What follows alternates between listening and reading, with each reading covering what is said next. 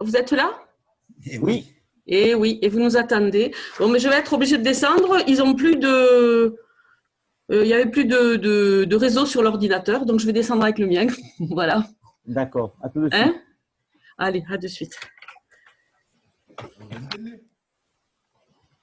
Qui c'est? Vous entendez quoi? Moi, je vais pas le regarder longtemps. Hein? Ouais. D'accord. Marie. Tu m'appelles quand tu arrives.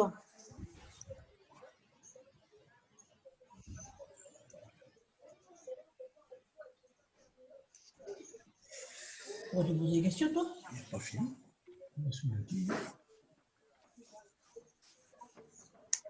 Tu sais qu'elle m'avait jeté à la poubelle mes porte-cierges, là, mes porte... Qui ça? Arlette. Bon, par contre, si tu ne seras pas... Je ne pas. Tiens. Bon, je sais qu'il avait mis au garage pour jeter à la poubelle. Je l'ai retrouvé. Alors, tiens, voilà. Et puis, tant pis pour le J'entends. Pourquoi il faut ça? Parce que mon ordi est vieux et que... Attends, il faut que je...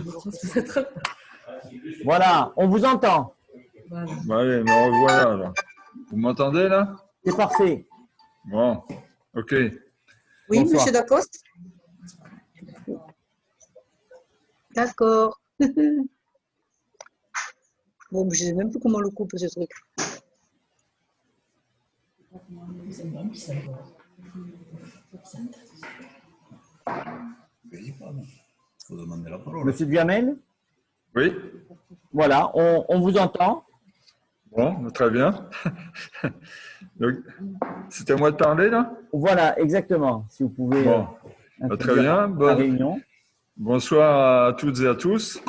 Très heureux de participer à cette première réunion concernant le projet de serre à Fenouillet et surtout le projet de maraîchage.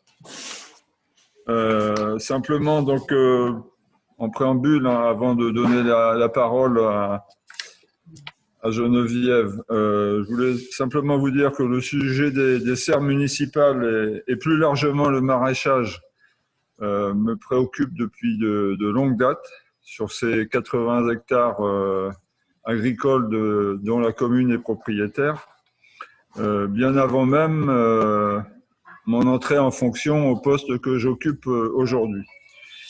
Ce qui m'a posé question dans ce projet, initié par l'ancienne municipalité, ce n'est pas sa finalité, mais son implantation dans une zone inondable aléa fort, dont je savais très bien, dès le départ, qu'on aurait des difficultés pour obtenir l'autorisation de construire des locaux techniques à cet endroit-là. Ce qui s'est finalement concrétisé, puisqu'on a eu un refus sur le premier permis de construire qui avait été déposé par l'ancienne municipalité. Ce que je regrette aussi, c'est que ce projet très intéressant, la décision a été prise par mon prédécesseur sans qu'il se soit entouré de professionnels, ce qui aurait permis peut-être d'avancer un peu plus rapidement et de ne pas se retrouver dans une impasse telle qu'on l'a connue en arrivant donc dans nos fonctions. Donc, après 5 mois de travail sans relâche de mon équipe et donc, en particulier de Savine Combalier, adjointe à la transition écologique, et également, bien évidemment, de Geneviève Roch, qui est conseillère déléguée chargée de l'alimentation saine. Nous avons finalement réussi à aboutir, enfin, ou presque à aboutir, en tout cas, on n'en est pas bien loin maintenant, grâce au partenariat trouvé auprès du groupement Cocagne Haute-Garonne, dans le cadre d'un dispositif d'insertion par l'activité économique, dont M. Durieux, co-directeur, va nous faire une présentation, vous, tous les auditeurs qui se sont connectés ce soir, vous faire une présentation sur ce qu'on envisage mettre en place donc, sur la commune. Donc, c'est un projet global ambitieux de développement durable de plus d'1 million d'euros d'investissement au final, que la commune va supporter, au service de l'économie agricole, du social, de l'environnement, dont nous avons l'obligation de réussite pour faire des jardins du Ricotier le fleuron de la transformation réussie de l'agriculture périurbaine à Toulouse Métropole.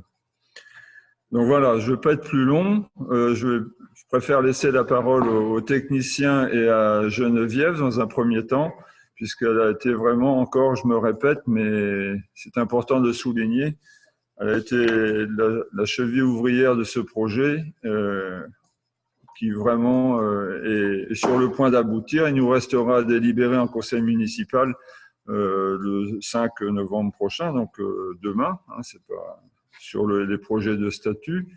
Mais bon, là maintenant, on est sur la ligne droite finale, donc je m'en réjouis et je passe maintenant la parole à Geneviève. Merci pour votre attention. Merci, monsieur le maire. Merci. Voilà, me voilà.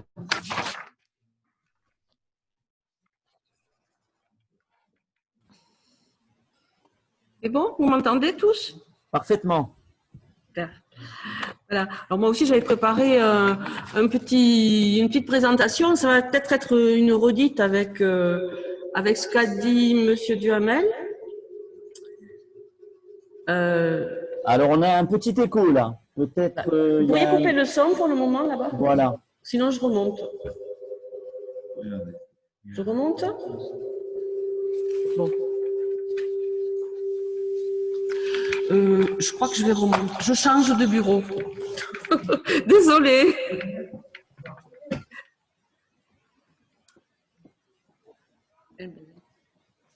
C'est bon? Je peux revenir?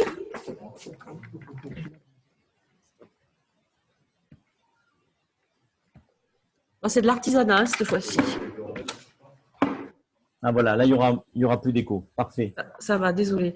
Donc je me présente, je suis Geneviève Roch, conseillère déléguée en charge du projet de la serre municipale et de l'alimentation saine et de la restauration. Bon, d'abord en préambule, on m'a remercié, mais moi je tiens à remercier monsieur le maire, Thierry Duhamel, qui m'a fait confiance pour mener ce projet et qui me soutient pour le mener à bien. Il me donne les moyens de travailler et je sais que je ne pourrai pas faire avancer le projet sans lui. Voilà. Je tiens à remercier aussi Sabine, l'adjointe déléguée à l'environnement, Sabine Combalier, et Germain Gallo, qui est le conseiller délégué, entre autres, à l'agriculture périurbaine, qui travaille avec moi depuis le début, c'est-à-dire depuis 5 mois, rien que 5 mois, sur le projet des jardins du Ricotier. Et je remercie aussi toute la petite équipe de Fenouilletin qui a bien voulu nous encourager dans ce travail depuis le premier jour de notre installation. Je voulais aussi avoir une pensée pour les institutionnels qui nous soutiennent, le CD31 qui nous a subventionnés, Toulouse Métropole qui nous accompagne, ainsi que la Chambre d'agriculture. Le projet du jardin du Ricotier fait suite à une réflexion que nous avions mis en place lors de la campagne de notre équipe, la campagne qui a précédé notre élection. Ce projet s'articule autour de l'alimentation saine, la valorisation des terres municipales et des millières, la protection de la biodiversité et de notre environnement, avec une zone importante à fenouiller, à protéger. Alors, comme nous l'avons dit dans le MAG, je ne vais pas le redire, mais nous avons dû repartir de zéro, en particulier sur ce projet. En mairie, il n'y avait pas de dossier à notre arrivée. Mais bon, voilà, je pense qu'on y arrive. Le projet, au départ, il était axé sur le devenir de la serre et la fourniture de légumes bio. Uniquement, l'idée de départ était de fournir la restauration municipale et le portage des repas du CCAS. Et nous avons la chance d'avoir pu étoffer ce produit, d'avoir pu étoffer ce projet. D'une part, la zone de culture, elle s'est agrandie. Au départ, il y avait 3,5 hectares de réservés. Nous en sommes maintenant à 8,5 hectares dans la zone des Millières. D'autre part, au projet de culture et d'agriculture, donc, grâce au choix de l'opérateur, s'est greffé un volet insertion de personnes en recherche d'emploi et un volet formation de futurs agriculteurs. Et où tu me vois? Bonjour, monsieur Mifsud. Vous pouvez couper votre micro, là. Bon, bref, pour vous dire que le projet est enthousiasmant. Si ça marche chez toi, tant mieux. Ça va. C'est beau. À plus tard. Plus tard, monsieur Mifsud. Plus tard, monsieur Mifsud. Voilà. Donc, nous avons choisi de travailler avec le groupe Cocagne Haute-Garonne, qui a déjà mené ce type de projet à bien. La serre, aujourd'hui, est achevée, mais il nous reste à régler des problèmes techniques de bâtiment. Nous avons trouvé des solutions provisoires pour pouvoir démarrer en avril prochain. Il nous restera aussi à acquérir le matériel pour exploiter la serre. Voilà, nous sommes en train, comme vous l'a dit M. Duhamel, en train de constituer une SCIC et des projets de statut seront présentés demain en conseil municipal. Voilà, je n'ai pas listé tout ce qu'il nous reste à faire. Il nous en reste beaucoup, mais on en a déjà fait pas mal. Alors, je vais laisser la parole aux techniciens qui vont savoir mieux que nous vous exposer le projet. Voilà, à plus tard. Merci beaucoup, Madame. Laurent, vas-y, oui. Voilà, je vais passer la parole à Laurent Durieux, co-directeur du groupement Cocagne Haute-Garonne.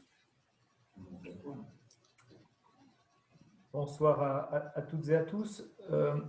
Au préalable, une précision technique, Rémi, sur la présentation visuelle, c'est toi qui l'envoie ou c'est moi? Je peux le faire si tu veux. Le film ou le diaporama? Non, le diapo, s'il te plaît. Ah, c'est peut-être là. C'est où le micro?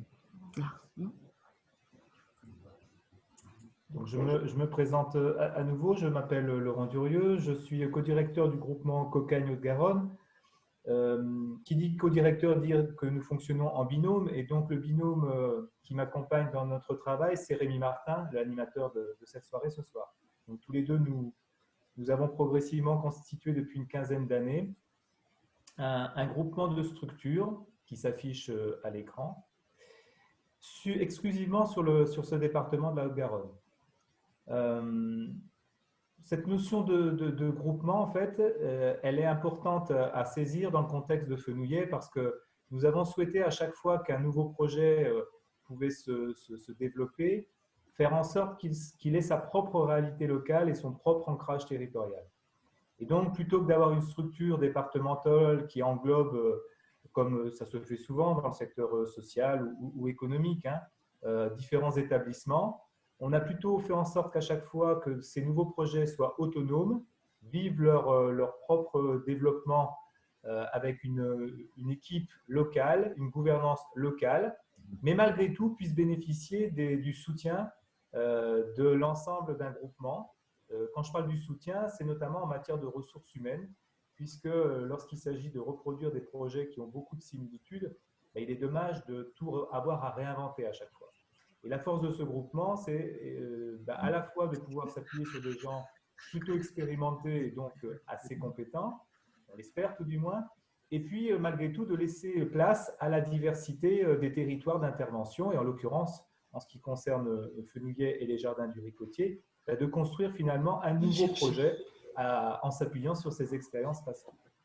Alors, plutôt que de vous donner trop d'éléments par la voie orale, je vous propose une petite vidéo de présentation de notre groupement qui dure 4 minutes. Je vous propose tout simplement de la visionner ensemble. Rémi, si tu peux la lancer. En bas à droite.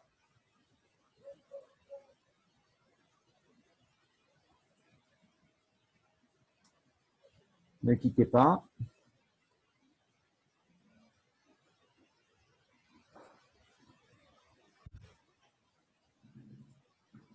Cocagne Haute-Garonne est un groupement solidaire dont l'objectif est la qualification et le retour à l'emploi. 4 structures travaillent ensemble sur tout le département.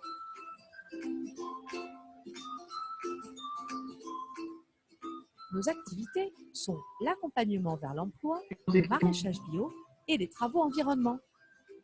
La Fidèle accompagne chaque année plus de 1000 demandeurs d'emploi. Son objectif, le retour à l'emploi et l'accès à la formation qualifiante.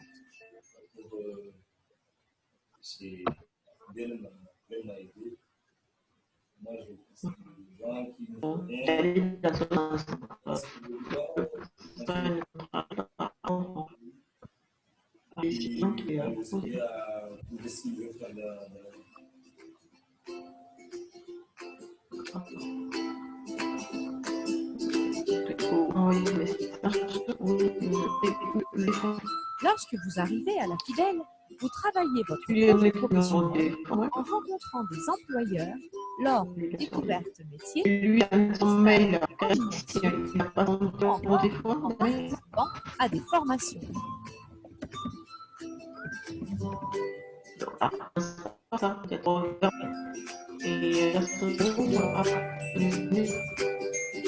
Cocagne Haute-Garonne compte 3 jardins de cocagne qui ont pour activité le maraîchage bio et les travaux environnement. Ces exploitations bio produisent des légumes frais ou en conserve et travaillent en coopération avec d'autres producteurs bio pour livrer des paniers à des consommateurs. Une équipe travaux environnement réalise des prestations de broussaillage, entretien d'espaces verts auprès d'entreprises et de collectivités.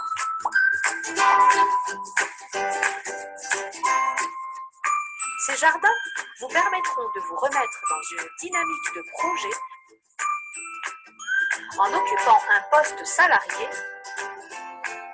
et en bénéficiant d'un accompagnement socio-professionnel.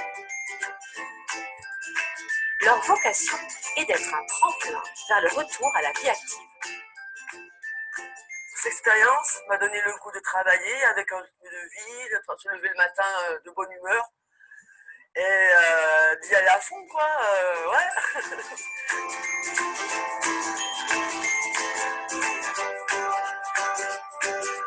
Vous êtes demandeur d'emploi, vous avez besoin d'être accompagné ou de reprendre une activité.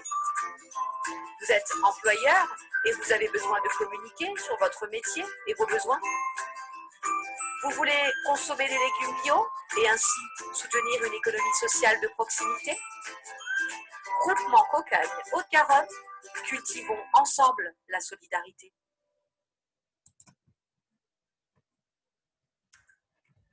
Merci pour cette petite présentation assez globale de notre groupement. Comme les élus l'ont rappelé tout à l'heure, hein, donc nous avons travaillé là depuis quelques mois avec la nouvelle équipe. Pour être tout à fait juste, il faut savoir qu'un travail avait commencé il y a quelques semaines encore auparavant, avant les élections municipales, puisque nous avions commencé à travailler aussi avec l'ancienne municipalité, alors en toute fin de mandat, hein, puisqu'il n'y avait pas de solution d'exploitation pour ces serres. Et donc, dans le cadre d'un collectif qui s'appelle Nourrir la ville, avec d'autres réseaux d'accompagnement de l'agriculture biologique, nous avons commencé à prendre connaissance de la problématique sur Fenouillet. Et puis, donc, avec la nouvelle équipe ensuite, ce travail s'est poursuivi. On peut même dire qu'il s'est intensifié, puisque il y avait quand même la nécessité désormais de trouver une issue, et une issue valorisante pour ces serres. Et donc, progressivement, le projet s'est affiné et a véritablement été construit désormais avec la nouvelle équipe. Pour terminer sur la présentation de notre groupement, Rémi, je veux bien que tu remettes le diapo, si tu peux. Il est constitué donc aujourd'hui de 3 jardins indépendants sous forme de coopératives, sociétés coopératives d'intérêt collectif, une sur le Comminges, une sur le Volvestre et une sur le nord-est toulousain, sur la commune de Gragnac. Un organisme de formation et d'accompagnement qui s'appelle Afidel et qui interviendrait également sur les jardins du Ricotier. Et puis, un groupement d'employeurs qui permet, comme je vous le précisais tout à l'heure, de pouvoir s'appuyer sur une équipe de gestion notamment, qui est au fait de toutes les techniques nécessaires à la gestion de ce type de structure, que ce soit en termes de suivi et de recherche de financement public, que de gestion agricole de nos différentes activités.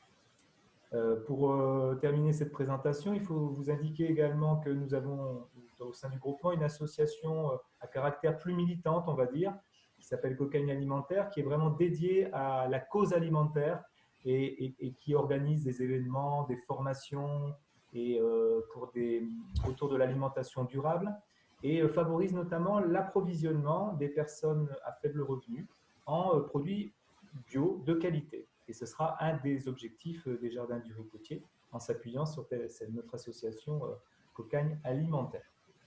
Vous avez noté également qu'au-delà du maraîchage biologique, nous avons de manière traditionnelle l'habitude de lier ces activités agricoles à des activités espaces verts, écologiques. Alors, pour vous préciser ce point-là, il s'agit le plus souvent de création ou d'entretien de sentiers de randonnée, de valorisation et d'entretien de bords de rivières, de création et de plantation également sur des zones qui ont été parfois un peu laissées à l'abandon.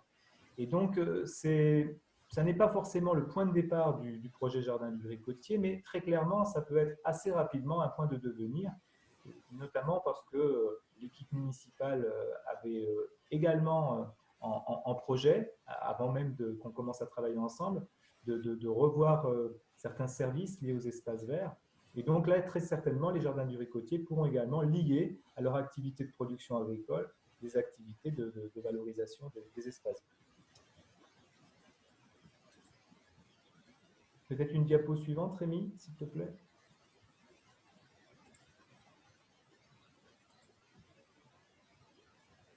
Laurent, si tu pouvais parler plus fort, nous, on ne t'entend pas trop ici.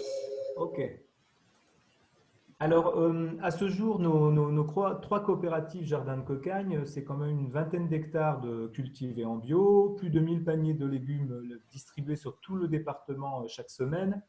Et puis, plus récemment, sur le sud du département, une activité logistique à travers une micro-plateforme de proximité au service des autres agriculteurs du territoire et qui a une vocation, et c'est le lien avec les Jardins du Ricotier, à approvisionner les magasins et la restauration collective de proximité. Ça concerne le maraîchage biologique. Puis sur les espaces verts, vous précisez que les clients, entre guillemets, de ces activités sont le plus souvent des collectivités et des grandes entreprises.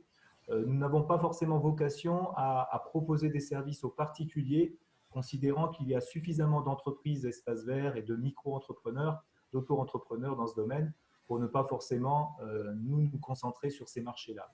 D'autant plus qu'on fonctionne avec des équipes, et qui dit équipe dit quand même des activités de travail qui nécessitent des chantiers assez importants. Donc on est encore une fois plutôt sur les gros chantiers, collectivités ou grandes entreprises.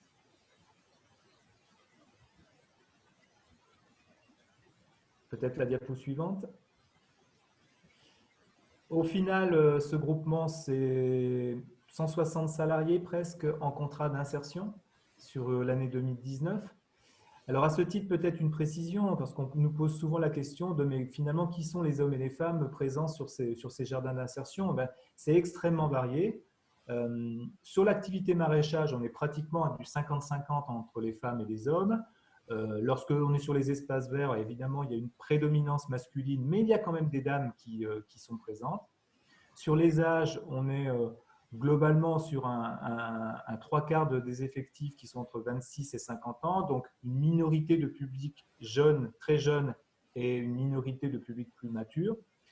Mais en tout cas, des problématiques et des situations très variées, très diverses, des niveaux de qualification également qui vont des très faiblement qualifiés à des personnes diplômées qui sont en difficulté d'orientation et d'expérience professionnelle.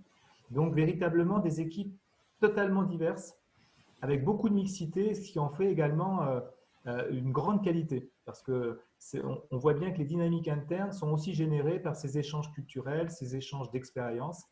Et c'est un des points forts de ces équipes que de cumuler des problématiques diverses et des profils très différents. Les contrats qui accompagnent nos activités sont des contrats à durée déterminée, donc dits contrats d'insertion, qui sont le plus souvent à temps partiel, mais nous avons la possibilité ponctuellement de les passer à temps plein lorsque le projet professionnel est en accord avec nos activités. Donc, On est sur des parcours en moyenne qui sont quand même inférieurs à 1 an, même si on a la possibilité d'aller jusqu'à 2 ans. Alors pourquoi inférieur à 1 an? Parce qu'on fait en sorte que la dynamique d'accompagnement et de travail permette aux personnes finalement de trouver des solutions et de progresser à un rythme relativement rapide. Alors même si tout n'est pas forcément résolu à l'issue du contrat, on considère que passé une année, il est bien de pouvoir rebondir sur soit un emploi, soit une autre situation professionnelle, tout du moins, ou une formation, et que finalement une deuxième année sur le jardin peut être un petit peu redondante, sauf lorsqu'il y a des objectifs bien précis. Donc on est sur des parcours de moins d'1 an en moyenne, avec des contrats particuliers parce qu'ils lient de l'accompagnement, de la formation, pratiquement 20% du temps de travail, hein, et puis évidemment du travail à caractère productif. Et c'est cette alternance, alors qui n'est pas toujours facile à faire fonctionner au quotidien, notamment par les chefs d'équipe, mais malgré tout, c'est la richesse de ce dispositif où des gens sont donc payés, sont salariés pour se faire des recherches sur leur futur emploi, pour aller faire des stages en entreprise, pour aller rencontrer des professionnels afin de valider leurs idées de métier. Donc ce sont des temps privilégiés et nous avons à cœur de leur faire bien prendre conscience que c'est des temps importants qu'il faut absolument valoriser au maximum et sur lesquels il faut aussi bien s'investir sur l'emploi, sur le travail, que sur la partie préparation de leur avenir professionnel. Et au final, ça donne en moyenne à peu près une sortie sur 2 qui permet d'accéder à un emploi ou à une formation qualifiante. Ce qui ne veut pas dire que les autres sorties sont forcément négatives, bien au contraire, parce que la plupart des personnes ont un ressenti et une expérience très positive avec le jardin. Malgré tout, parfois, ce n'est pas encore suffisamment le moment pour accéder à un emploi. C'est encore trop tôt pour rentrer dans une formation engageante et longue. Et donc, il y a des étapes ultérieures qui vont être mises en place. Ça peut être aussi des situations sociales qui rendent difficile, tout simplement, le respect d'un contrat de travail et qui nécessitent de mettre en place des étapes, encore une fois, intermédiaires avant de retrouver un emploi. Mais globalement, sur l'ensemble des personnes qui passent sur ces structures, 1 sur 2 va accéder à un emploi et une formation qualifiée. Voilà pour la présentation générale de nos dispositifs. Alors avec évidemment un centrage là, sur les 3 coopératives déjà existantes, Jardin de Cocagne, les Jardins du Ricotier, étant potentiellement, comme vous l'avez compris, une 4e coopérative sur le département qui pourrait rejoindre ce groupement Cocagne. Pour les Jardins du Ricotier, alors, sans être trop redondant avec ce qui a déjà été énoncé, il y a clairement 6 objectifs bien affirmés désormais par l'équipe municipale en place et que nous partageons totalement. C'est la question de l'approvisionnement en produits biolocaux des structures municipales qui sont les crèches, l'école, le service de portage à domicile, le CCAS, les commerces également, et puis éventuellement les quelques restaurants de proximité, et puis plus globalement les fenouilletins et les habitants du Nord toulousain. Donc il y a véritablement un premier objectif de faire pousser des légumes et de les offrir à la population en vente directe ou bien à travers les structures intermédiaires que sont la restauration collective et les magasins. Il y a également un deuxième objectif qui est un souci partagé de permettre une alimentation de qualité à faible coût pour les personnes les plus modestes. Et nous nous appuierons à travers notre expérience Cocagne alimentaire sur l'approvisionnement, là encore, de la restauration collective, mais également directement de structures caritatives ou du CCAS à travers un dispositif qu'on appelle les paniers solidaires et qui consiste très simplement à offrir les mêmes produits que n'importe quel client des jardins, mais à un coût très largement réduit grâce à un montage de cofinancement public et privé dont nous avons l'habitude. Donc, l'objectif, le deuxième objectif fort, c'est clairement que cette alimentation de qualité, elle ne soit pas réservée à des personnes à haut revenu ou à des personnes qui ont déjà l'habitude finalement de consommer des produits de qualité, mais bien qu'il y ait un ensemble d'actions à travers une politique de prix et puis des animations parallèles pour que les plus modestes puissent en profiter également. Troisième objectif, je l'ai déjà énoncé, c'est le développement alors à moyen terme d'une activité espace vert à caractère écologique.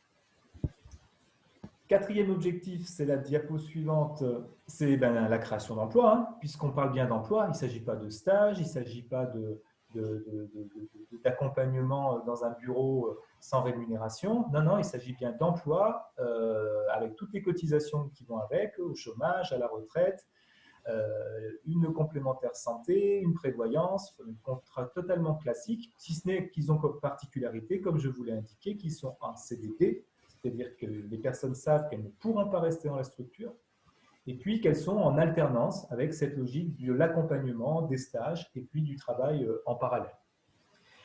Cinquième objectif, le service d'accompagnement et de formation à mettre en place. Alors, avec une particularité pour les jardins du Ricotier qui sont liés quand même à la spécificité foncière que nous avons découvert en commençant à travailler sur ce projet, c'est que la commune est donc propriétaire de 80 hectares de terres agricoles à quelques kilomètres de l'agglomération toulousaine, à quelques kilomètres du mine, et que très clairement, à travers ce nouveau projet, il y a probablement un enjeu de professionnaliser, alors non pas toute l'équipe qui va travailler au jardin, mais une partie d'entre eux, d'entre ces salariés, dans une logique de préparer les agriculteurs de demain. C'est vrai que ce qui nous a intéressé, nous, pour rejoindre ce projet, c'était clairement qu'il y avait une ambition partagée mais finalement des agriculteurs partent à la retraite, qui va les remplacer, que vont devenir à plus long terme ces terres.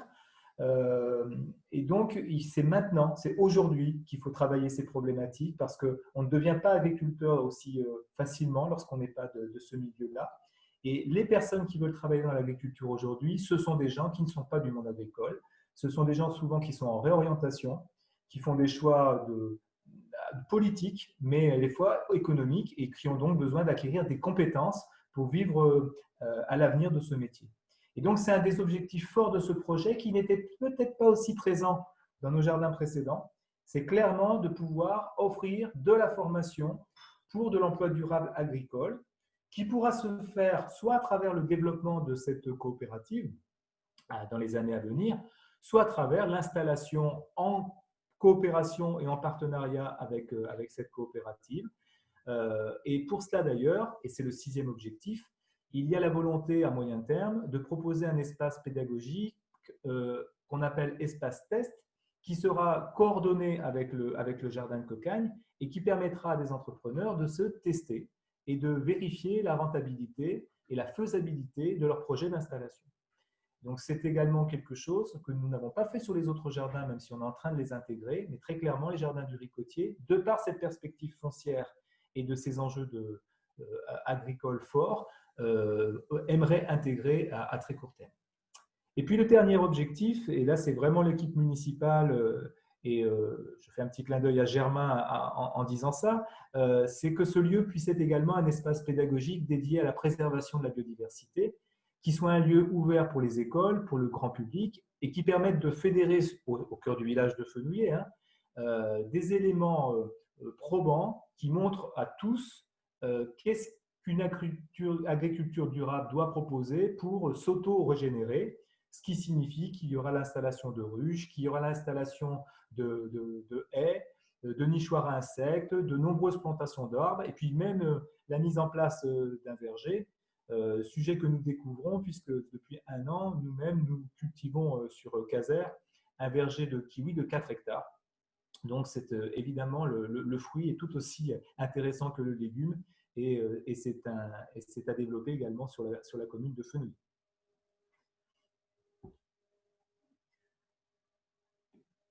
Peut-être la diapo suivante. Alors, en synthèse, vous avez compris que ce jardin du Ricotier, c'est à la fois un modèle social, des enjeux sociaux, donc qui lie un travail de production en équipe et puis finalement un travail de construction individuelle de chaque salarié sur ses envies, ses capacités, ses aptitudes, ses motivations, avec un objectif final de sortie qu'on appelle dynamique. Bon, je vous parlais de 50%, là il est noté 60%. Évidemment, c'est des taux qui varient et puis dont nous ne sommes pas les seuls acteurs. Vous imaginez bien que c'est aussi la réalité de l'emploi et du bassin d'emploi qui permet ou pas d'atteindre des taux satisfaisants. Il faut faire une petite parenthèse liée à la situation actuelle. Il est évident qu'aujourd'hui, avec la forte montée du chômage, avec le fait que l'intérim et les contrats à durée déterminée liés au surcroît d'activité ont quasiment disparu, notre métier est devenu d'autant plus difficile. Malgré tout, comme nous avons des actions de formation interne très importantes et que de fait aussi les sorties en formation sont tout à fait possibles, avec des rémunérations possibles pour les salariés et puis des prises en charge pédagogiques, enfin des frais pédagogiques, on va dire qu'on est dans une période aussi où finalement il est important de se former et qu'il est utile de bien réfléchir à des projets d'avenir à caractère professionnel. Donc l'accès à l'emploi demeure toujours un objectif, mais il faut également tenir du contexte. Et très clairement, les années à venir vont nous amener à encore renforcer les formations internes au sein de nos activités. Peut-être un mot désormais, c'est la diapo suivante, sur le modèle économique de ces jardins. Donc, alors sur les jardins du Ricotier, il y a un atout fort, très fort, c'est qu'il y a une base d'investissement qui a d'ores et déjà été réalisée par la municipalité. Elle va même être complétée dans les semaines à venir par l'achat notamment d'une partie du matériel. Le budget de type simplifié que vous avez devant les yeux est un budget de fonctionnement, hors investissement. Et donc, une fois que finalement une grande partie des investissements sont acquis, on est malgré tout aussi dans des enjeux de fonctionnement qui sont assez délicats sur ces jardins.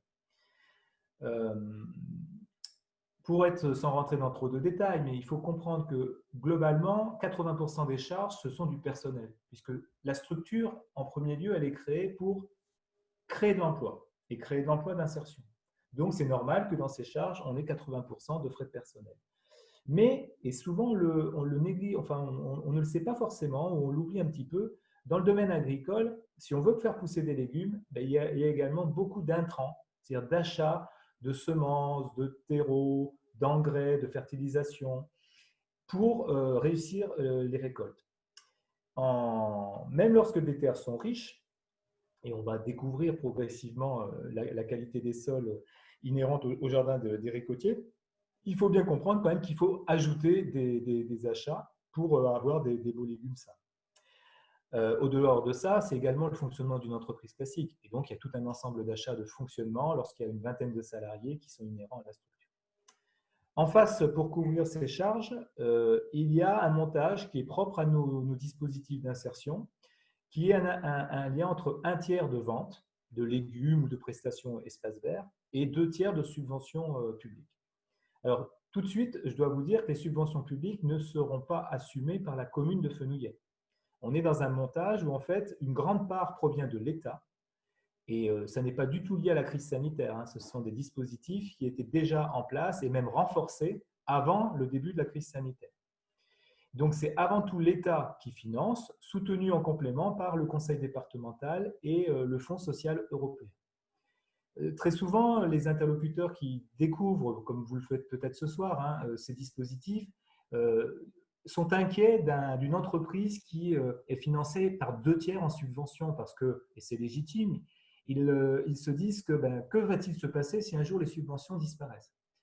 Alors, il faut bien comprendre que là, on est dans un schéma de subvention un peu particulier parce que c'est une sorte de délégation de service public de l'État. Et donc, on est sur des subventions très stables.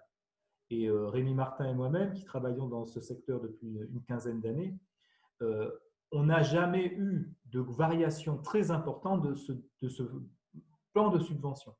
Ce sont des subventions très solides, très structurelles. Encore une fois, nous avons une délégation de service public et donc l'État garantit finalement ces financements. Et même aujourd'hui, en fait, il cherche à les augmenter parce qu'il y a une telle précarité en termes d'emploi et une telle conviction de la part de l'État que ces dispositifs sont positifs pour réinsérer les personnes en difficulté, qu'il y a même une volonté de créer des centaines et des milliers de postes sur le territoire national. Donc le volet subvention nécessite évidemment une technicité que nous pensons avoir désormais en termes de gestion, mais par contre, clairement, il sécurise aussi la structure. Et donc le complément de la vente de légumes et des prestations vient équilibrer un budget de fonctionnement. Très clairement, un jardin en démarrage ne peut pas assumer 30% de vente de légumes dans son budget global. Donc ça, c'est un budget type à 3 ans, pas avant. Et donc, ça signifie que pendant les 2-3 premières années, et ça fait partie un peu de nos capacités au sein du groupement Cocagne, il faut trouver également de la subvention exceptionnelle de fonctionnement. et gérer également avec les charges en fonctionnant de manière progressive pour pouvoir équilibrer un budget général. Donc là, vous avez un budget plutôt à 3 ans, un budget d'équilibre, mais c'est vrai qu'il y a une dimension subvention exceptionnelle encore plus forte au démarrage, et c'est notamment là-dessus que nous allons travailler dans les prochaines semaines et les prochains mois avec déjà un certain nombre de pistes.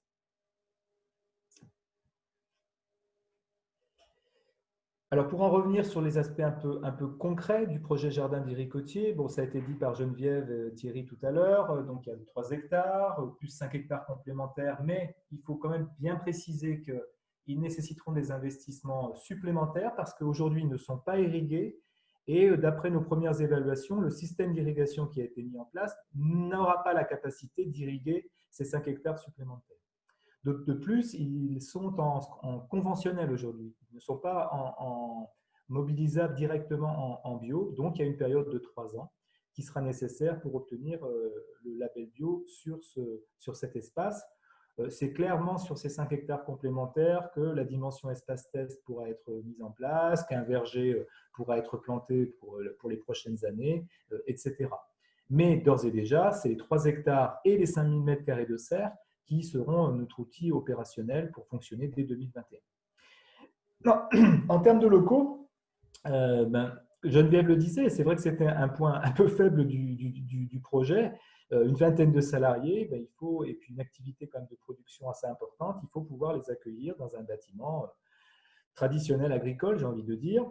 Nous avons, on va vous les présenter sur la diapo suivante, on a trouvé des solutions avec l'équipe municipale pour pouvoir démarrer dans des conditions correctes début 2021, avec différents espaces à proximité des serres.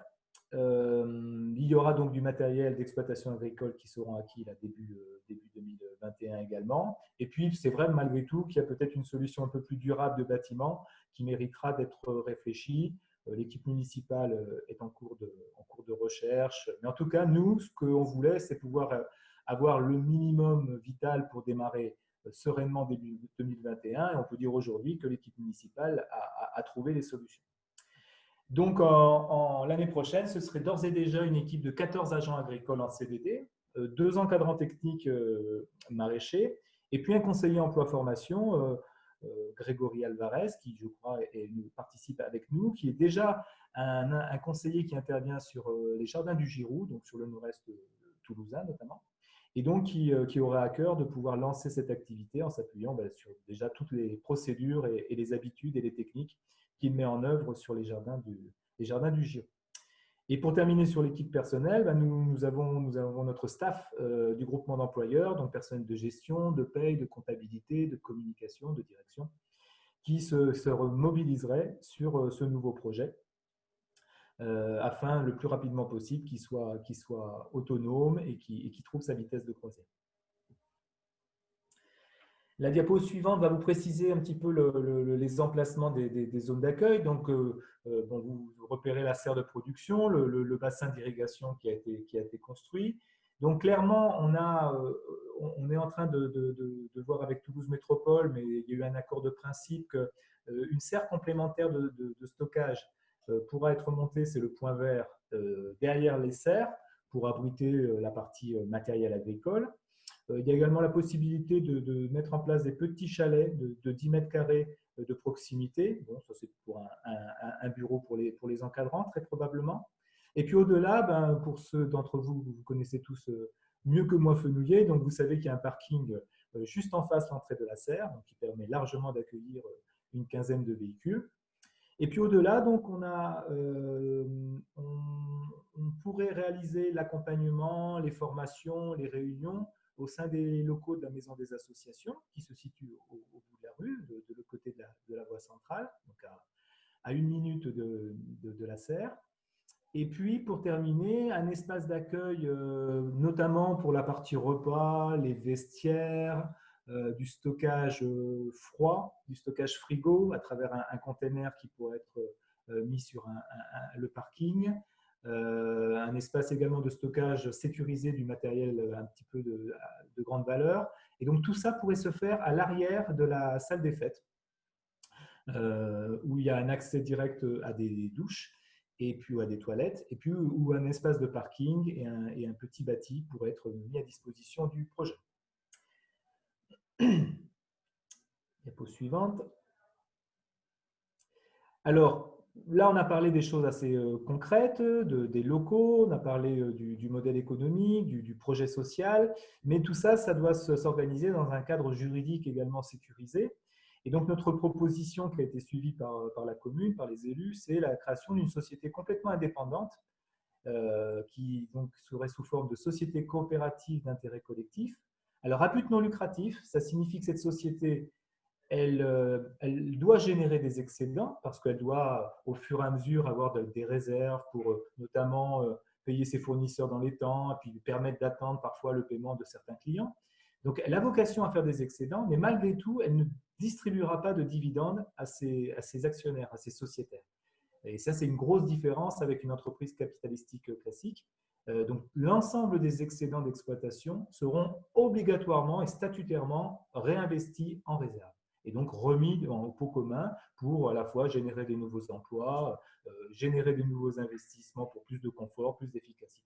Donc ça, c'est un point très, très important. Le deuxième point, c'est qu'on est sur un coopératif. Donc, coopératif, ça veut dire qu'en priorité, les salariés permanents, les encadrants, le personnel de gestion sont totalement acteurs de la gouvernance. Il n'y a pas de gouvernance décalée avec un conseil d'administration, comme on le voit parfois dans des associations où il y a des bénévoles et puis ensuite qui prennent des décisions pour des salariés qui travaillent. Là, on n'est pas du tout sur ce schéma-là. On est sur de la gouvernance partagée avec en priorité les salariés au cœur de la gouvernance. Et puis, compte tenu de la nature quand même particulière de ce projet, où la commune avait réalisé un investissement conséquent en amont, la commune de Fenouillet aura également un poids dans la gouvernance important à travers une catégorie fondateur qui lui est réservée et qui lui attribue une part importante dans la décision.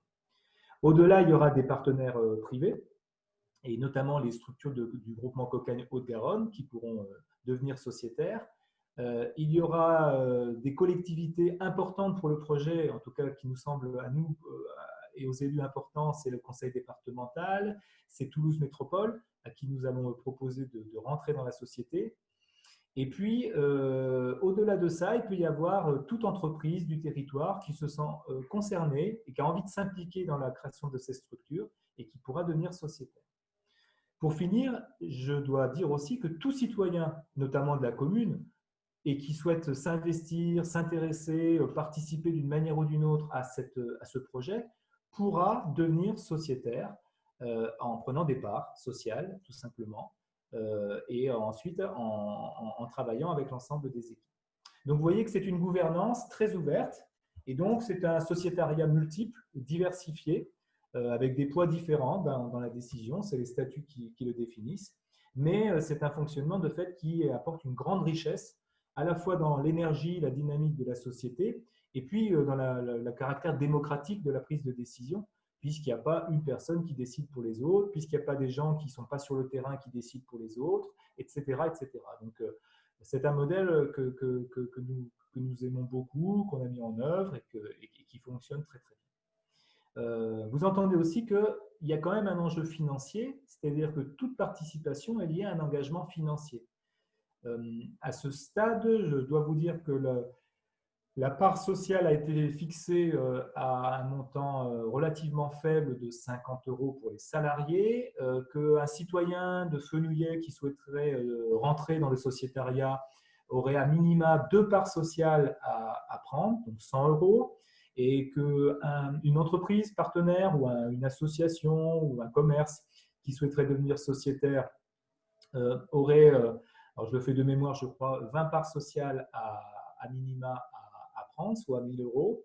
Et puis, par contre, clairement, les collectivités, Toulouse Métropole, Conseil départemental, on aimerait qu'elles apportent un soutien un peu plus important à ce projet.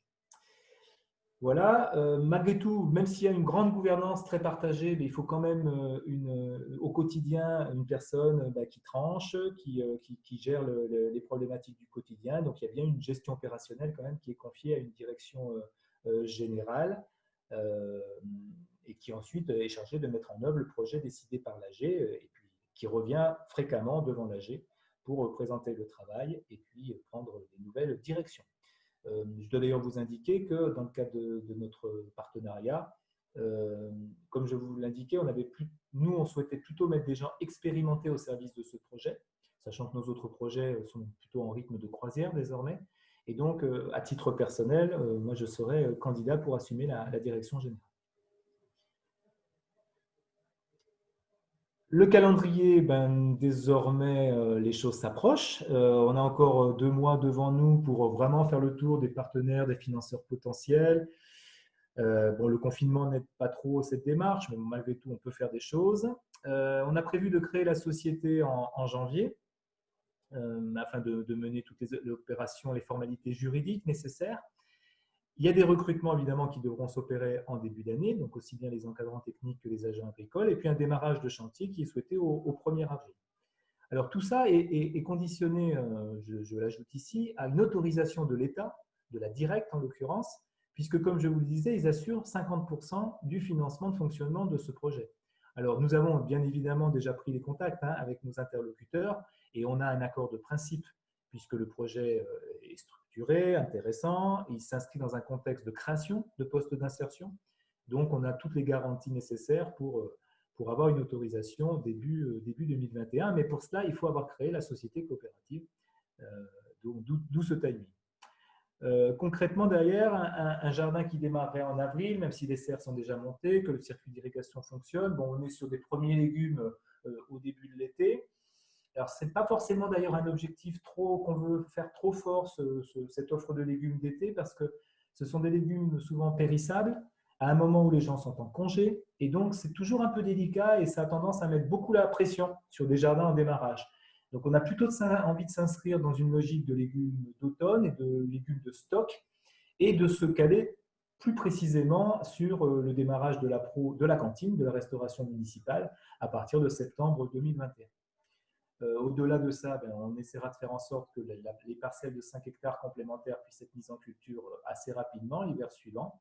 Et puis progressivement, c'est une société qui pourra avoir son effectif insertion et permanent augmenter progressivement au rythme de sa charge de travail et puis de sa dynamique économique et sociale. Une petite précision sur ce qu'on appelle le partenariat.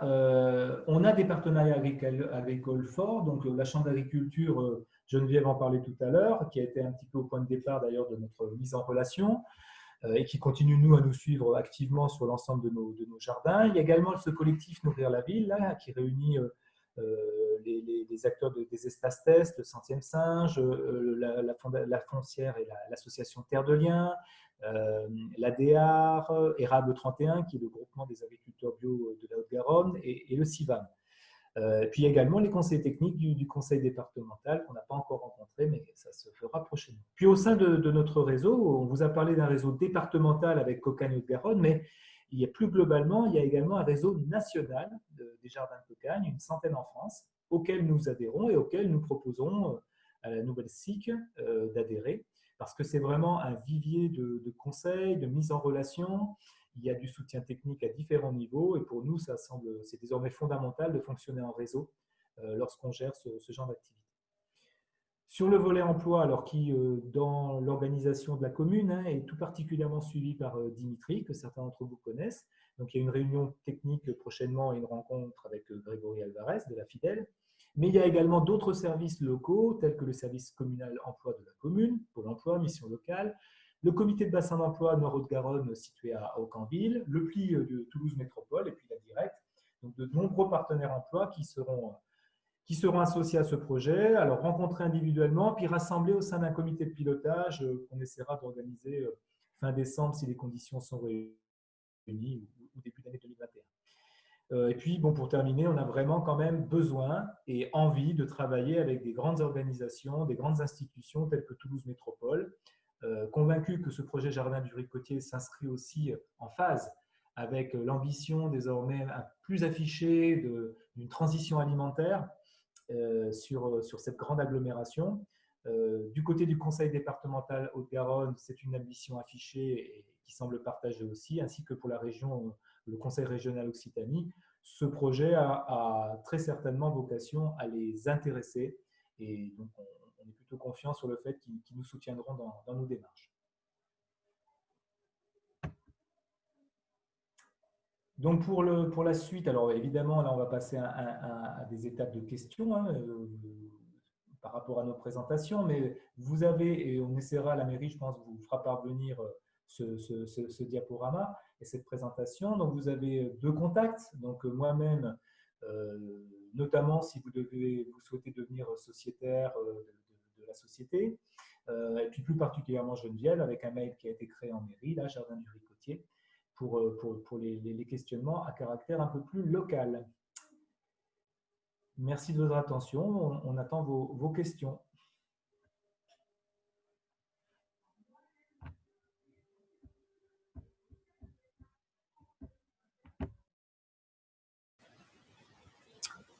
Merci beaucoup, Laurent. On va passer maintenant au moment des questions-réponses. Donc, je pense que c'est comme dans une vraie réunion, c'est toujours la première question qui est la plus difficile à poser. Est-ce que quelqu'un veut se lancer? Alors, on est une trentaine, donc je pense qu'on peut passer en fait à des questions orales ou par chat.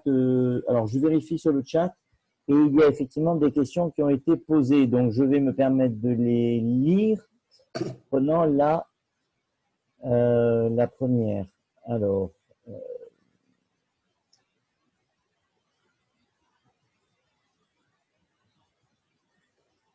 première question de Patricia. Est-ce que vous gardez contact avec des personnes à long terme, donc je suppose des personnes qui ont été en contrat d'insertion? Ça arrive, ce n'est pas forcément la règle générale. Pendant les semaines et les mois qui suivent, le service d'accompagnement de la fidèle est toujours ouvert, même une fois que le contrat est terminé. Mais les personnes n'ont pas forcément la volonté, ou en tout cas, elles sont dans une autre dynamique. Donc, elles ne reviennent pas forcément toujours. Alors, ça se fait, hein, mais ce n'est pas quand même quelque chose d'institué. Et en tout cas, ça ne fait pas partie des obligations institutionnelles de nos jardins d'insertion. Par contre, lorsque les salariés en insertion sont sur le jardin, ils peuvent bénéficier des paniers solidaires dont je parlais tout à l'heure, donc des paniers à faible prix. Et donc, nous avons mis en place, grâce à notre association Cocagne Alimentaire, un dispositif de continuité pendant 1 an de ce panier solidaire à un prix préférentiel. Et donc, c'est un bon moyen également pour nous de garder un lien à travers finalement l'alimentation qui nous a réunis aussi pendant la durée du contrat. J'ajoute à ça qu'il arrive aussi que lorsqu'on a noué des liens particuliers, on va dire, avec certains salariés en insertion, nous leur faisons la proposition de devenir sociétaires de la coopérative à l'issue de leur contrat.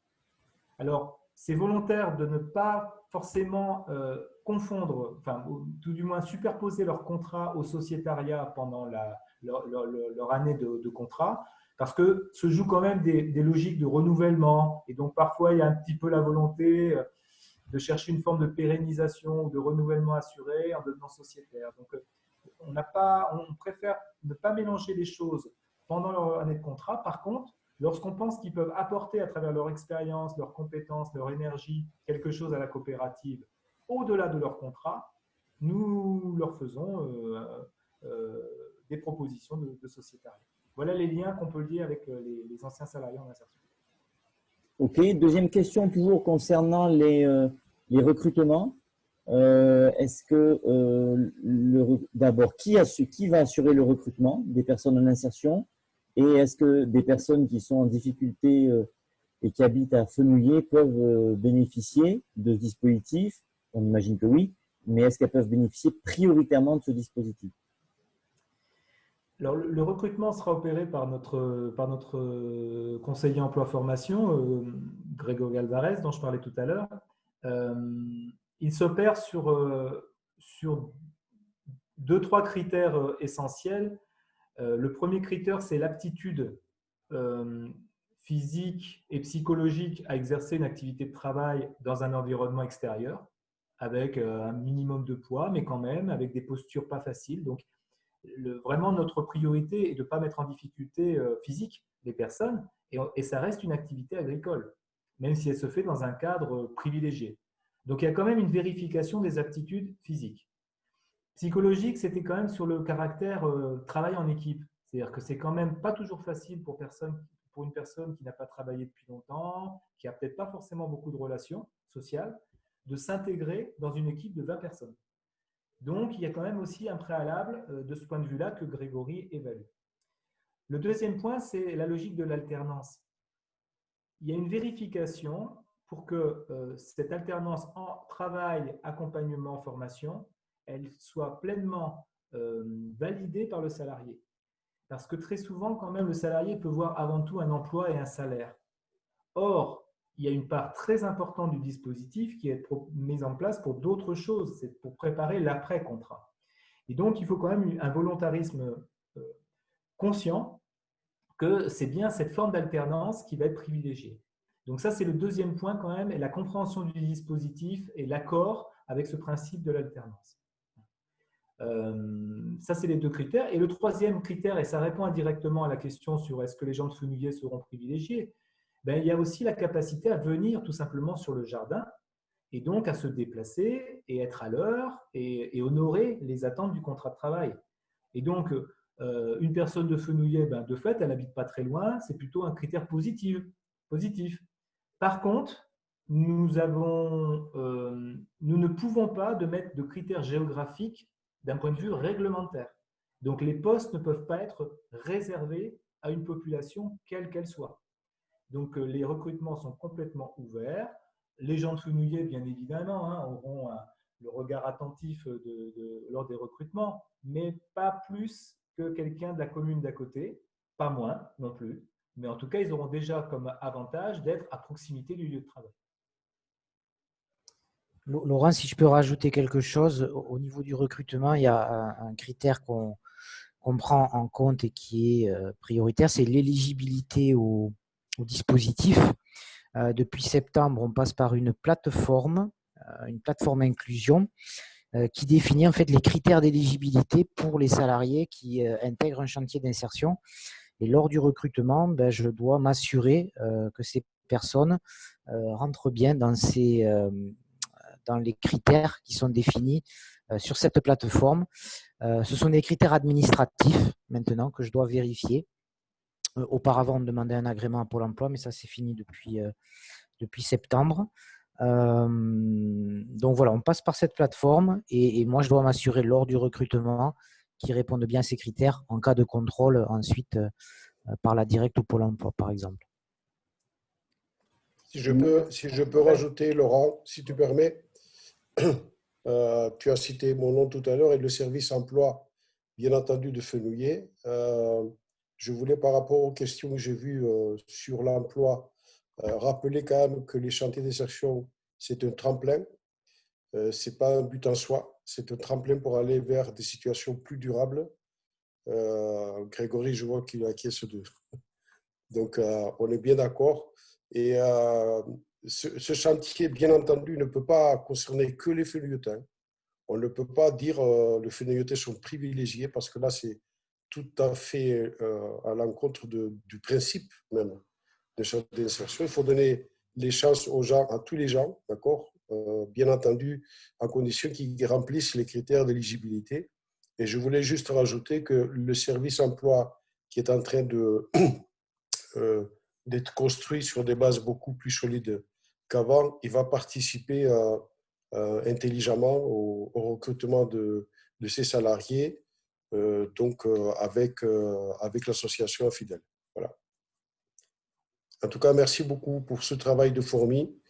Bien entendu, les collègues de la municipalité, mais surtout l'équipe de Laurent Durieux, parce que là, on est sur du concret et ça peut parler justement à Fenouilletins qui, jusqu'à maintenant, ils pensaient que les serres, c'était juste une petite vitrine. Voilà. Merci. Merci Dimitri, merci Grégory pour ces compléments d'information. On va passer aux questions suivantes. On en a encore 5 ou 6 et il nous reste une grosse vingtaine de minutes. On a parlé du recrutement. On va parler un peu maintenant budget et puis et puis Espace Test. Donc il y a une question qui demande de confirmation. Donc Laurent, tu as parlé d'un budget de fonctionnement annuel de 450 000 €. Est-ce que ces 450 000 € sont à la charge de la commune de Fenouillet ou pas? Absolument pas. Je n'ai pas dû être clair, mais je le répète, je pensais l'avoir affirmé. Le budget de fonctionnement sera assumé par les ventes de produits, de légumes, et par des subventions mais qui proviennent de l'État, du Conseil départemental et du Fonds social européen. La commune de Fenouillet, on l'a convenu avec les élus, ont suffisamment investi en termes de matériel, des serres, les réseaux d'irrigation, le pompage. L'apport a été très important et donc il était normal que le projet économique qui soit construit derrière soit un projet dans lequel il ne continue pas à financer chaque année de manière importante le fonctionnement. Parfait. Une question de Patricia. Que veut dire direct? Direct, je ne vais pas me lancer dans le, dans le descriptif exact de chaque lettre, mais c'est un service déconcentré de l'État qui a pour responsabilité notre secteur de l'insertion par l'activité économique, mais également où on y trouve l'inspection du travail, par exemple, ou alors la concurrence et les fraudes. Donc, il y a différents services, mais c'est un service d'État avec des acteurs dans chaque département et en chaque région. Et donc, dans notre dispositif, c'est ce qu'on appelle notre pilote institutionnel. C'est-à-dire c'est lui quand même qui, localement, vérifie que les règles sont bien appliquées par des structures telles que les nôtres. Grégory faisait allusion au fait que nous ne pouvions pas, qu'on ne pouvait pas recruter finalement qui on voulait, qu'il y avait vraiment des préalables qui nous étaient imposés. Et donc, c'est la directe qui est en charge de ce suivi et d'une certaine forme de contrôle. Très bien, merci. On continue. Concernant l'espace test, est-ce que les entrepreneurs à l'essai, qui portent des projets d'installation en maraîchage et qui donc seraient accueillis un jour sur la parcelle de 5 hectares dont tu as parlé, est-ce que ces personnes sont déjà identifiées ou trouvées? Non, pas à ce stade, parce que, comme je vous l'ai dit, cette intégration de places en espace test, c'est quelque chose qu'on voit à moyen terme. Il ne faut pas vouloir tout cumuler dès le démarrage du projet. Nous, ce qu'on a retenu, c'est que la priorité, c'était des légumes dans la cantine de Fenouillet en septembre 2021. Donc, pour ça, il ne faut pas se disperser. Donc, ces places en espace test, elles naîtront de l'année suivante au mieux. Et le recrutement pour la mise à disposition de ces places se fera avec le soutien d'un organisme qui est spécialisé dans l'accompagnement des espaces tests, qui s'appelle le Centième Singe, qui travaille déjà avec nous, Cocagne, sur nos autres parcelles, qui a également géré son propre espace test sur le sud. Et donc, clairement, le recrutement sera réalisé par cet organisme.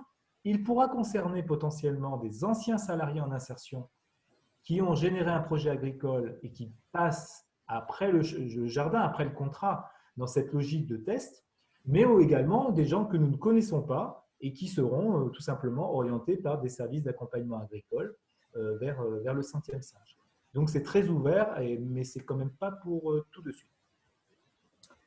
Parfait. 2 questions concernant la gouvernance et donc la société coopérative d'intérêt collectif. Au niveau donc de cette gouvernance, comment vont se répartir les voix? Je pense en assemblée générale. Et deuxième question, quel est l'intérêt pour un particulier de devenir sociétaire, actionnaire ou associé de cette future société coopérative d'intérêt collectif? Alors, ce sont les statuts qui définissent l'organisation des votes et la relation de pouvoir au sein de la société. Il y a un principe malgré tout qui est préalable à tout ça et sur lequel toute société SIC doit obligatoirement respecter, c'est un homme, une voix. Donc, ça signifie que il y a quand même, il y a la notion souvent qu'on trouve dans les sociétés capitalistiques classiques qui est que parce que j'apporte beaucoup en capital, j'ai plus de voix que les autres. elle ne fonctionne pas comme ça dans la société coopérative. Donc, un homme, une voix. Malgré tout, le travail sur les statuts nous a amené à créer ce qu'on appelle des collèges de vote. Et en l'occurrence, il y a 4 collèges de vote qui vont avoir des pouvoirs différenciés. Il va y avoir le collège des salariés qui va représenter 30% du pouvoir de vote. Il va y avoir le collège des fondateurs qui va représenter 30% du pouvoir de vote. Le collège des partenaires privés-publics dans lequel on aura 20% du pouvoir de vote. Et puis le dernier collège des bénéficiaires dans lequel on trouvera les clients et les fournisseurs particuliers. Donc, par exemple, l'habitant de Fenouillet qui a envie de s'investir, peut-être celui qui pose la question, sera dans ce collège-là. Alors ensuite, dans chaque collège, il y a une règle de la majorité qui est appliquée. Mais c'est vrai qu'à un moment donné, donc, il y a une petite différenciation entre les salariés qui ont un peu plus de pouvoir, si je veux le résumer comme ça, et puis les bénéficiaires, les clients qui ont un tout petit peu moins de pouvoir, avec 20% et 30%. Voilà. Malgré tout, très clairement, hein, notre expérience montre qu'on est plutôt sur des logiques de consensus dans ces organisations-là. Moi, je n'ai pas trop souvenir de projets qui passent en force ou des projets même qu'on doit passer par le vote. Alors, je ne dis pas que ça ne peut pas arriver, hein, mais ce n'est pas trop l'état d'esprit. Les gens qui s'intègrent et qui s'intéressent à ces projets, ils sont là plutôt dans un esprit bienveillant. Et donc, bon, il y a ces règles, elles doivent exister en cas de conflit, mais malgré tout, ou en cas de projet différent, on va dire. Mais malgré tout, ce n'est pas quelque chose qui pèse au quotidien sur l'organisation. Voilà. Et donc, pour aller au-delà, pour dire finalement c'est quoi l'intérêt de participer, mais quand même, il y a un intérêt financier avant tout. C'est qu'aujourd'hui, le projet, il est posé dans ses grandes lignes, il est même assez précis, je pense que vous l'avez noté, hein, on sait quand même où on va, mais il nécessite de l'argent. Et il nécessite de l'argent, comme toute société qui se crée, pour constituer un capital qui permettra d'assumer les besoins quotidiens de la société, entre les décalages entre les recettes et les achats, les coûts durs, etc. etc. Donc, Cocagne-Haute-Garonne va apporter un petit peu 20 000 € au sein de ce capital. La commune de Fenouillet, et ce sera là un de ses derniers apports, va apporter également 20 000 €. On va rechercher nos partenaires institutionnels, Toulouse Métropole, à des niveaux similaires, mais on a besoin de tous, même si c'est des montants plus faibles, mais pour constituer un capital qui sera vraiment la base la plus saine, la plus durable dans le montage financier du projet. Il ne s'agit pas de dons, il ne s'agit pas de subventions, il s'agit bien d'un apport au capital avec une propriété de part sociale que vous pouvez récupérer si un jour vous avez besoin de cet argent. Et vous la récupérez, par contre, à la valeur que l'Assemblée générale décidera, ce qui signifie que si la société a une gestion saine, vous récupérerez le même montant que celui que vous avez investi. Par contre, si la société a généré des pertes, a été mal gérée, etc., la part n'est pas garantie dans sa valeur, elle peut être plus faible que le montant que vous aviez investi. Pour compenser cette petite prise de risque ou cet investissement quand même citoyen dans un modèle économique particulier, l'État permet la défiscalisation intéressante des apports que vous pourriez faire au sein du capital. En l'occurrence, les sommes que vous apporterez, le montant que vous apporterez, vous pourrez déduire de votre impôt sur le revenu, si vous êtes imposable, 18% directement d'un coup de votre impôt sur les revenus l'année suivant votre apport au capital. Pour cela, vous aurez l'obligation de bloquer les sommes, de laisser les sommes au capital pendant 7 ans. Donc très simplement, ça veut dire quand même que finalement, même si vous récupérez les sommes après 7 ans, vous aurez, si je le traduis sous forme d'intérêt, généré un rendement de 2,5. Ce n'est pas énorme, mais c'est mieux que le livret A. Et vous aurez contribué à soutenir une entreprise locale créatrice d'emplois, à générer de la production agricole bio. Et en plus, vous aurez de visu, vous verrez à quoi sert votre argent. Donc, nous, on est convaincus que c'est un investissement, pas forcément rémunérateur, mais par contre qui fait totalement sens et qu'on n'a pas finalement si souvent l'occasion de pouvoir faire. lorsqu'on met de l'argent sur un livret économie sociale et solidaire, mais au final, on ne sait pas trop à quoi ça sert. Très bien, merci beaucoup. Alors maintenant, quelques questions, et ce sera peut-être les dernières, qui concernent la production de légumes et la commercialisation des légumes. Notamment, enfin surtout donc pour la cuisine centrale et la restauration collective sur Fenouillet. Donc première question, le projet Jardin du Ricotier, il y a de l'écho. Donc le projet Jardin du Ricotier prévoit une production certifiée bio. À partir de quand ce certificat sera délivré? Déjà fait. Nous allons, alors, les terres là, qui vont être mises en culture sont déjà bio. Et donc, nous allons procéder auprès d'un certificateur agréé dès la création de la société, en fait. Donc, dès janvier, nous allons procéder à l'identification et à la prévision de nos cultures, etc. Donc, en fait, dès le mois de juin, dans ce que je disais tout à l'heure, les légumes qui vont être vendus seront certifiés AB. Très bien. Ensuite, des questions concernant la cuisine centrale et la passation de marché. Donc, une cuisine centrale publique est soumise au Code des marchés publics. Y aura-t-il concurrence ou pas si la cuisine centrale souhaite acheter des denrées, donc des légumes produits par les Jardins du Ricotier? Et s'il n'y a pas de concurrence, de mise en concurrence, est-ce que cela est légal et comment concilier à la fois la volonté politique de s'approvisionner sur les Jardins du Ricotier et le respect du Code des marchés publics? Là, en l'occurrence, il n'y aura pas de vente des légumes à la cuisine centrale, puisqu'il y aura une convention entre la commune et la société, afin que la mise à disposition des équipements publics, donc fonciers, serres, divers équipements sur lesquels la commune a investi, en contrepartie, il y ait une obligation et un engagement de la société à approvisionner en légumes issus de cette exploitation la cuisine centrale. Donc, il n'y aura pas de logique de marché, puisqu'il n'y aura tout simplement pas de logique de vente.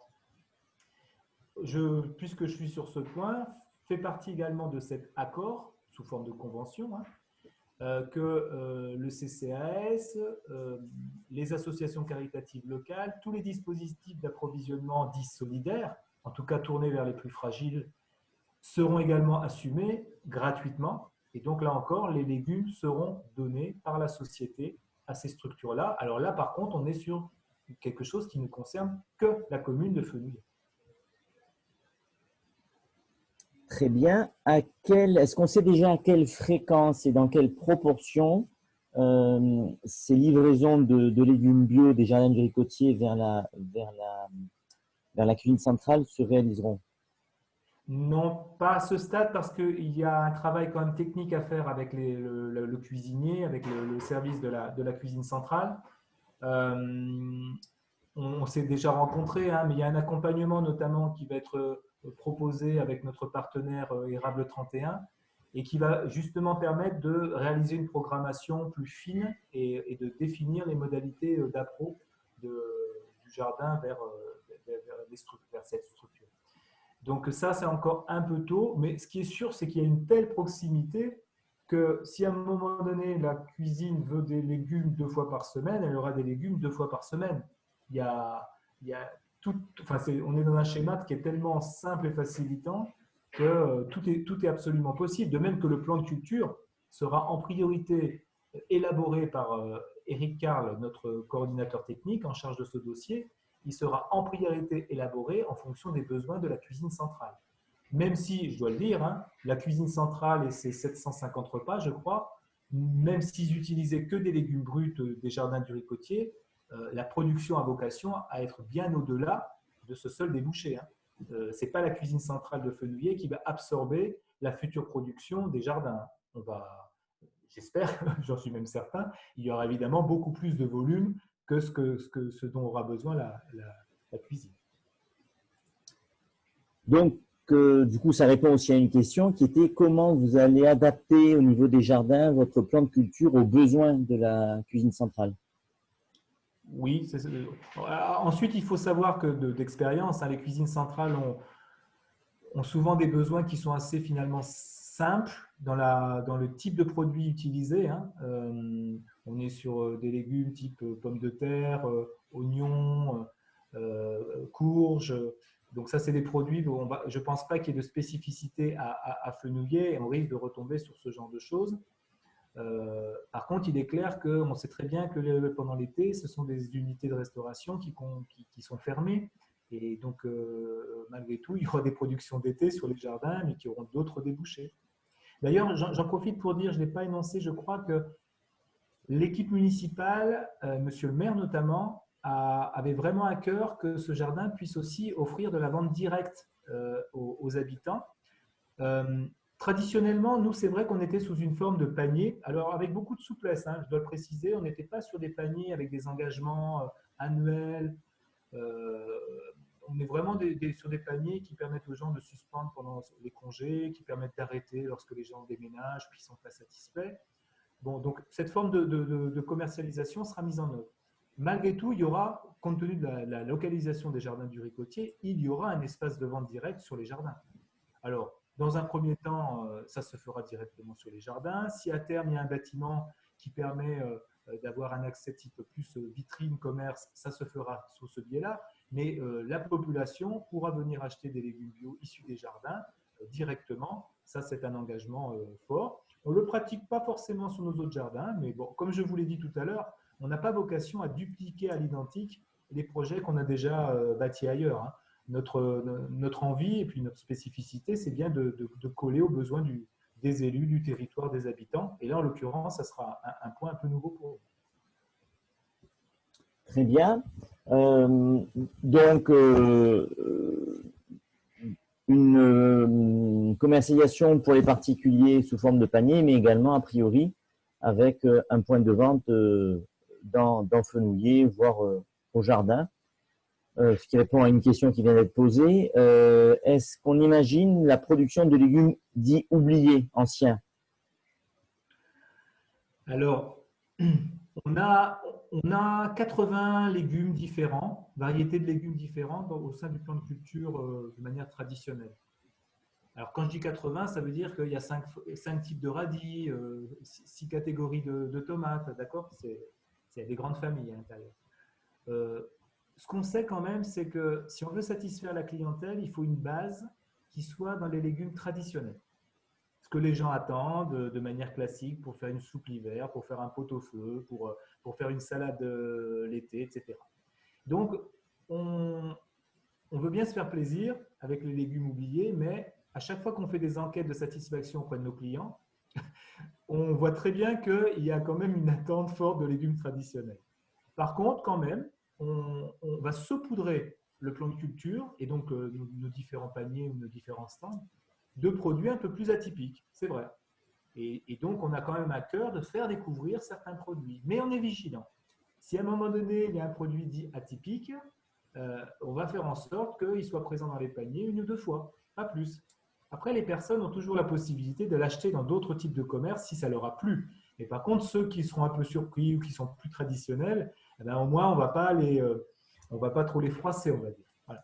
Donc, les légumes oubliés, les légumes atypiques, oui, à petite dose. On sait les faire, ce n'est pas le problème. On aime les faire, même si souvent, pour certains, ils ont des productivités un peu plus faibles. Mais malgré tout, ce qu'on veut aussi, c'est s'adresser au plus grand nombre. Donc, je parlais de tous les revenus de toutes les bourses tout à l'heure, mais j'ai envie de dire aussi à tout type de consommation alimentaire.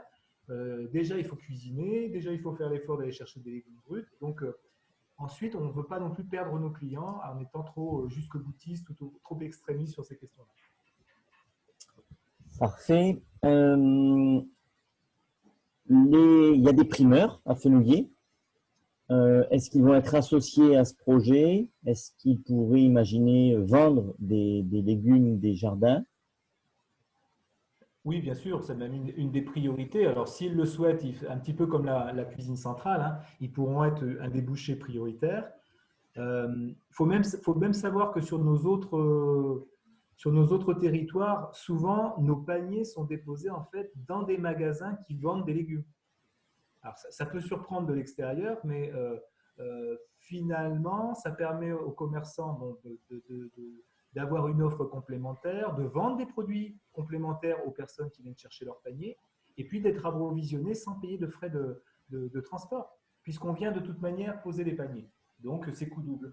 Et donc, ça se passe bien. Donc, moi, ce qui est certain, c'est que dans les contacts sur la partie commercialisation et aussi sur le sociétariat, hein, parce que ce qui peut faire sens, c'est d'entrée de jeu que le commerce qui a envie d'être approvisionné, je pense notamment au Biocoop à Fenouillet, mais ils deviennent sociétaires et donc ils participent pleinement à des décisions concernant la société, sur les prix, sur les priorités de débouchés, etc., etc. Très bien. On revient un petit peu au domaine des ressources humaines. Est-ce que tu peux nous en dire plus sur les profils des encadrants maraîchers, encadrants techniques et pédagogiques qui vont être embauchés? Oui, nous recherchons des personnes qui ont une expérience agricole. Alors, même si le métier est à la fois sur la partie agricole et sur la partie à caractère plus pédagogique ou social, nous avons comme priorité de trouver des personnes qui ont une maîtrise technique, une maîtrise professionnelle de l'activité agricole. Ensuite, évidemment, il faut également un relationnel, il faut des valeurs qui permettent de s'accomplir avec les objectifs sociaux et pédagogiques. Mais il nous faut quand même une base de compétences techniques. Par contre, l'intérêt au sein de notre groupement, c'est que nous avons la capacité quand même de recruter et finalement de former nous-mêmes nos propres encadrants techniques, puisque nous avons un dispositif de coordination technique départementale. Donc, Fenouillet sera accompagné par Éric Carl, qui est notre coordinateur technique départemental, qui était lui-même maraîcher pendant une quinzaine d'années et qui travaille avec nous depuis 5 ans. Donc, on aura cette assise-là, alors dans l'aide au plan de culture, dans le soutien aux techniques mises en œuvre, dans le fait d'être déchargé de certains contacts sur les investissements, des recherches de matériel, etc. Et puis, au-delà de ça, on a finalement une équipe sur le département d'une dizaine d'encadrants maraîchers. Donc, ça veut dire qu'au sein de notre groupement, il y a de l'échange de pratiques, du transfert de savoir-faire, du soutien qui permet finalement d'intégrer des gens qui ont une base, qui ne sont peut-être pas complètement et totalement des encadrants techniques de chantier d'insertion en maraîchage, mais en tout cas, on a la capacité de les intégrer. J'en veux pour exemple, très récemment, sur un de nos jardins sur le sud, là, on vient de recruter un jeune homme, bon, c'est la première fois qu'on recrute peut-être quelqu'un d'aussi jeune, mais de 25 ans, qui venait juste d'avoir un BPREA, c'est-à-dire un diplôme de responsable d'exploitation agricole, après un parcours universitaire, et puis qui avait 1 an d'expérience agricole avec différents CDD, puis avec un remplacement chantier d'insertion. Vous ne voyez, pas une expérience gigantesque, mais quand même une base sur laquelle il avait validé que ce métier-là l'intéressait. Ben, typiquement, ce monsieur, on l'a intégré parce que justement, on avait la capacité de l'encadrer et puis de l'appuyer avec des personnes plus expérimentées au sein de notre groupement. On n'aurait pas pu le prendre s'il avait été seul à devoir gérer les jardins du Ricotier. Et c'est aussi, je pense, qui a amené notre partenariat avec la commune, c'est que le projet initial qui visait à installer un agriculteur indépendant se heurtait notamment au fait qu'il n'y a pas de candidat, en fait. Il n'existe pas forcément facilement des personnes, ou plutôt pas des personnes, parce qu'on parle d'équipes salariées. Hein. On ne parle pas d'une personne pour faire tourner 5000 m² de serre et 3 hectares. Et donc, en fait, il faut trouver des agriculteurs pour exploiter ça. Et donc, nous, on a plutôt cette vocation à les former finalement à travers nos outils d'insertion et à les former également à travers des actions de professionnalisation interne telles qu'on va les mener. Merci beaucoup. Quels seront les horaires de travail, en tout cas les horaires d'ouverture des jardins du Ricotier? Alors, assez classique de septembre à juin, c'est-à-dire aujourd'hui, alors ça peut bouger, hein, mais globalement, on est sur 4 jours de travail par semaine pour un contrat de 28 heures. Et c'est sur le lundi, mardi, jeudi, vendredi, de 8h30 à 16h30 ou 16h15. Donc des horaires très compatibles aussi avec des obligations professionnelles, des personnes qui ont des jeunes enfants ou des personnes seules avec jeunes enfants, etc. Donc ça, c'est la grosse différence avec l'emploi agricole traditionnel, hein. C'est ce qui fait qu'il y a des gens qui vont pouvoir bosser chez nous, qui ne pourraient pas aller bosser dans une entreprise agricole tout de suite. Par contre, il y a quand même la réalité qui nous rattrape pendant l'été. Et la réalité, ce sont des chaleurs qui sont de plus en plus importantes et qui font qu'il est complètement, quasiment impossible de travailler sous serre à partir de 11 heures. Donc pour cela, on met en place des horaires d'été et là, on est sur 5 jours par semaine et on démarre le matin à 7 heures. Donc, c'est des journées de travail de 7 heures à 13 heures avec une bonne pause quand même à 10 heures là, pour se recharger un peu. Mais l'après-midi, c'est trop difficile de travailler en région toulousaine désormais, dans le domaine agricole tout. Parfait, merci beaucoup Laurent. Il est 20h04. Je propose que l'on termine la réunion. Monsieur le maire, est-ce que vous souhaitez nous donner le mot de conclusion, sachant qu'il y a une deuxième réunion d'information avec un système d'échange et de questions-réponses, de présentation un petit peu comme celle-ci qui aura lieu en décembre. Oui, bah, juste dire 2 mots parce qu'après cet exposé de qualité, je pense que tout le monde aura compris hein, l'importance pour une collectivité de s'associer auprès des compétences de professionnels. Et je voudrais remercier ici, bien sûr, Laurent Durieux, mais tout le groupement Cocagne Haute-Garonne. Je pense qu'on a fait un gros travail depuis 5 mois. Ça porte ses fruits déjà. On voit bien que l'organisation est quasiment en place. Donc, je voudrais tout simplement les remercier, vous remercier tous pour votre participation. Remercier aussi les participants parce que, bon, je n'ai pas eu l'œil toute la soirée sur le compteur, mais j'ai vu un moment qu'on était monté à 45. Donc, je pense que pour une première réunion qu'on souhaitait, bien évidemment en présentiel, je pense que c'est une bonne réunion que l'on a produite ce soir. Donc encore une fois, je voudrais vraiment tous vous remercier. Et oui, il y aura une prochaine réunion en décembre. Donc je ne sais pas si on pourra la faire en présentiel ou s'il faudra refaire en visio. On verra, mais en tout cas, l'expérience de ce soir montre qu'il y a beaucoup de gens intéressés et qui attendent ce projet-là avec impatience. Merci à tous. Merci Monsieur le maire. Merci à tout le monde d'avoir participé, d'avoir pris ce temps pour prendre plus d'informations sur ce beau projet et à très bientôt. Bonne soirée. Merci à tous. Bonne soirée.